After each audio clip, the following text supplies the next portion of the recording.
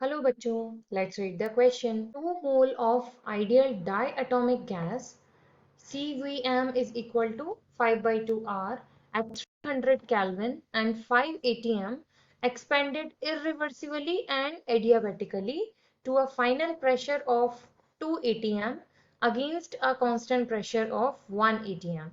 Calculate Q, W, delta H and delta U. तो यहाँ पर हमारा की कंसेप्ट क्या कहता है कि हमको बात करनी है यहाँ पर हीट के बारे में, हीट के साथ वर्क और इसके साथ एंथैल्पी चेंज,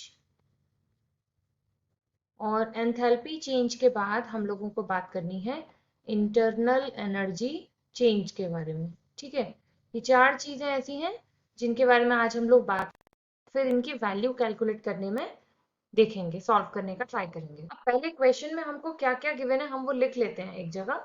तो हमें यहाँ पर गिवन है मोल्स उसने दे रखे हैं, बिल्कुल स्टार्टिंग में ही सबसे पहला लिखा हुआ है, तो ये हमने यहाँ लिख दिया 2 मोल। उसके बाद अगर हम नेक्स्ट आगे बढ़े तो सी हमें यहाँ पर दे रखा है कितना 5/2 R, कांस्टेंट वॉल्यूम पर चल रहा है। उसके बाद नेक्स्ट हम लोग बात करें 5 atm जो है वहां प्रेशर दिया हुआ है, तो P1 में यहाँ लिख देती हूँ कितना गिवन है 5 atm। प्रोसेस चल रहा है इरिवर्सिबली एंड एडियाबेटिकली। उसके बाद जो फाइनल प्रेशर है वो कितना हो जाता है यहाँ से 2 atm, और साथ में वो कह रहा है कि एक्सटर्नल प्रेशर और अप्लाई किया जाता है, और वो जो बाहर का जो प्रेशर है वो है 1 atm का। इसके बाद उसने यहाँ पर टेम्परेचर की बात की है, बिल्कुल उसने हमें टेम्परेचर दिया है 300 केल्विन।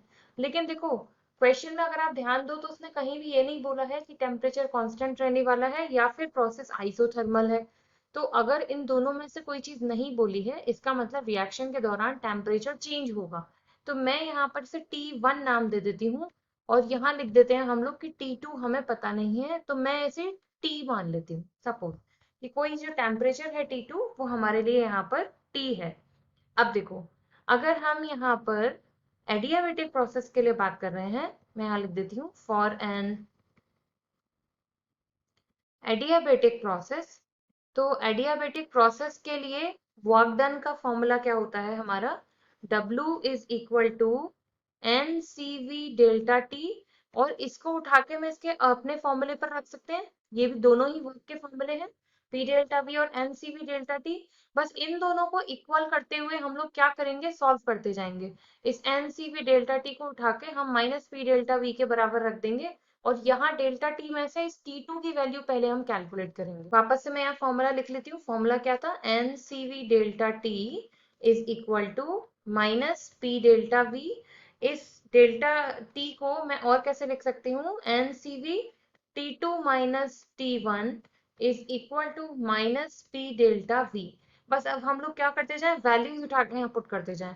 तो n यहाँ पर हमारे पास कितना है 2, CV हमारे पास क्वेश्चन में गिवन है 5/2 R, T2 हमें पता नहीं, हमने T माना हुआ है, और T1 उसने हमें क्वेश्चन में दिया हुआ है 300 केल्विन इज इक्वल टू। अब बात करते हैं प्रेशर के बारे में।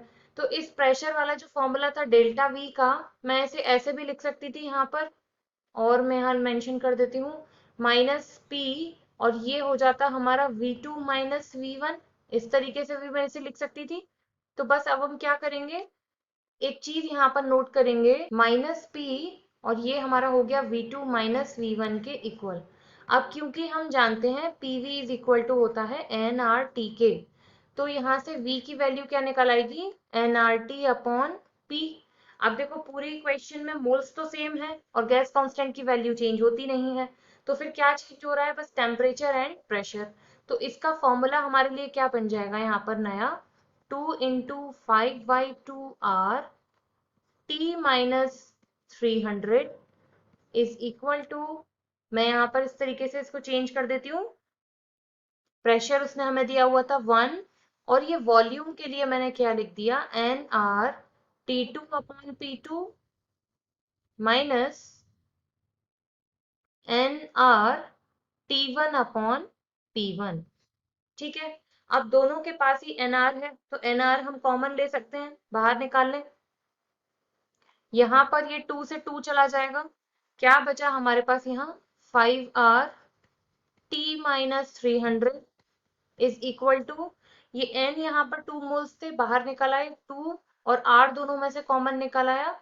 और यहाँ पर अब हम वैल्यू क्या लगाएंगे, T2 को हमने क्या माना हुआ है T, और जो प्रेशर है P2 वो हमारे पास कितना है 2 माइनस T1 हमारे पास कितना था 300 और P1 कितना है इनिशियल प्रेशर 5। तो ये वैल्यूज हमने यहाँ पुट करी। अब हम इसे सॉल्व करेंगे। तो यहाँ से देखो r से r चला जाएगा, यहाँ हमारे पास अगर अंदर मल्टीप्लाई करेंगे तो क्या आ जाएगा 5t minus 1500 is equal to, अब यहाँ से 2 को अंदर ले जाएंगे सॉल्व करेंगे तो ये क्या आ जाएगा हमारे पास माइनस टी, इस वाले 2 से 2 कट हो जाएगा और यहाँ क्या आ जाएगा माइनस माइनस हो जाएगा प्लस और ये आएगा 120। ठीक है, अब इसको जब हम सॉल्व करेंगे तो हमारे पास क्या वैल्यू आ जाएगी, टी को उधर ले जाएंगे तो ये आ जाएगा हमारे पास 6t इज इक्वल टू, ये वैल्यू को इधर उधर सॉल्व करने पर 1620 हमारे पास यहाँ बचेगा। ठीक है, T इज इक्वल टू कितना आ गया हमारे पास 270 केल्विन।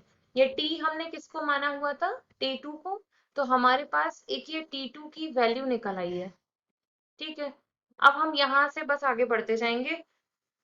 अब हम लोग लिखेंगे यहाँ पर, हमें सबसे पहले कैलकुलेट करना है वर्क। तो हम जानते हैं वर्क का फॉर्मूला क्या होता है, W is equal to n C V delta T. बस उठा के वैल्यूज यहाँ लगा देंगे। एन हमको पता है 2, सी वी उसने हमें क्वेश्चन में ही दिया हुआ है 5/2r, T2 माइनस T1, तो T2 अभी हमने निकाल लिया 270, T1 हमने निकाल लिया 300, सॉरी गिवन था क्वेश्चन में। तो ये W हमारे पास यहाँ से कितना आ जाएगा, ये आ जाएगा -1247.1 जूल। ठीक है, माइनस क्यों आया, 270 में से 300 को सब्सट्रैक्ट किया है, तो ये W हमारे पास यहाँ से पहला आंसर हम लोगों ने कैलकुलेट कर लिया। ठीक है, अब इसके बाद देखो बेटा, फर्स्ट आंसर तो हो गया, सेकंड एक और चीज इंपॉर्टेंट ध्यान दो, क्योंकि क्वेश्चन में उसने बोला है कि एडियाबेटिक प्रोसेस चल रहा है। एडियाबेटिक प्रोसेस का मतलब क्या होता है, जहां पर हीट कांस्टेंट होती है तो Q आपका यहाँ पर क्या हो जाएगा 0।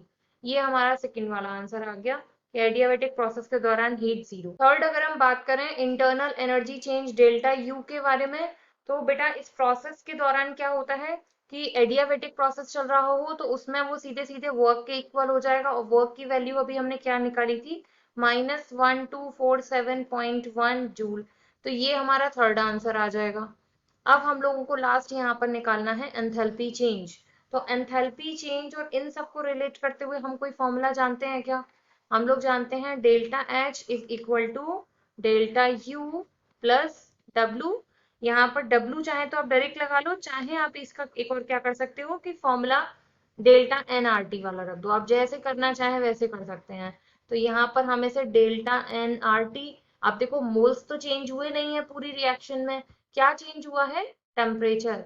तो हम लोग क्या करेंगे, इस फॉर्मूले को थोड़ा सा मॉडिफाई करेंगे और इसे बना लेंगे NR डेल्टा T की फॉर्म में। तो अब यहाँ पर वैल्यूज क्या लगाएंगे हम लोग, delta H is equal to delta U, तो हमारा यही हो गया -1247.1 प्लस मोल्स हमारे पास कितने थे 2 इंटू R की वैल्यू 8.314, टेम्परेचर कितना हो गया हमारा 270 माइनस 300।